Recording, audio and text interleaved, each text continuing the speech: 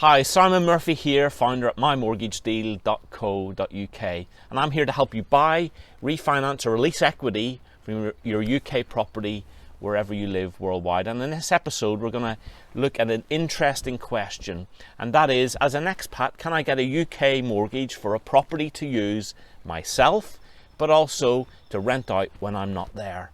So we'll look at answering that question today.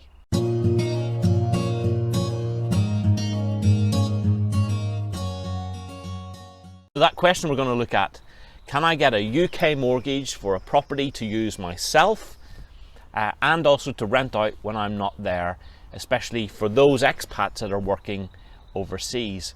Now, this is probably one of the more popular questions that I get almost on a weekly basis from inquiries, and it's a great idea, isn't it, to be able to use the UK property when you return there to visit family and friends, but also when you're not there, perhaps to rent it out even on a short-term basis, such as an Airbnb style arrangement.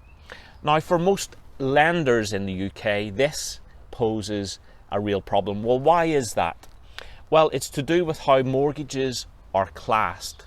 If you're using a property yourself, then it comes under a regulated environment. So the financial authority regulate own use property.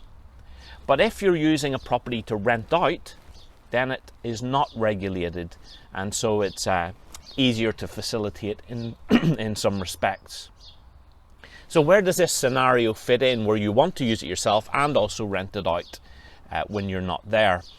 Well, this would come under an unregulated environment, such as a buy-to-let.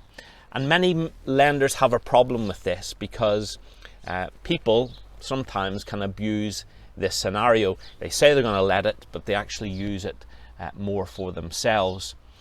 So in this style arrangement, personal use of this type of property is usually restricted, usually to sort of 30 to 60 days in any given year.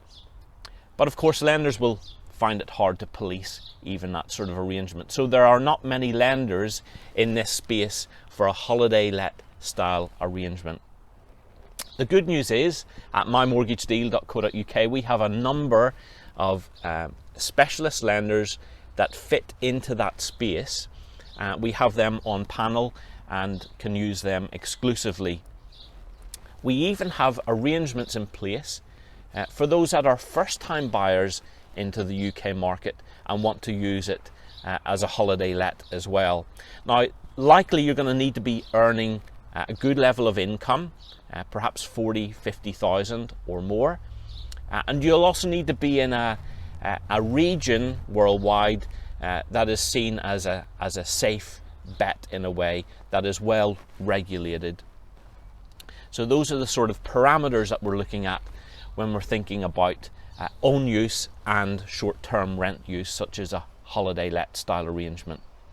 Now, as a new feature in our videos, I like to try and give a case study so that you can imagine the type of thing that can be done and can be sourced for clients.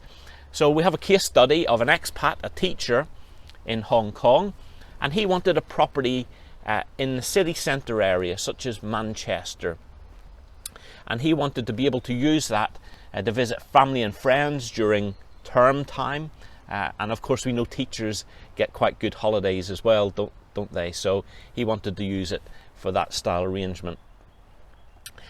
What he was going to do with the letting side of it was he was going to Airbnb it, and he would have a manager to do that and to facilitate the renting and the changeovers that would be required.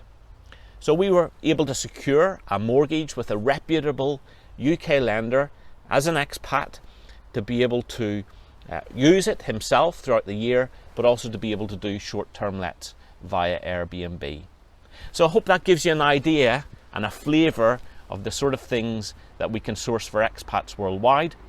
Thanks for tuning in. I hope you found this useful.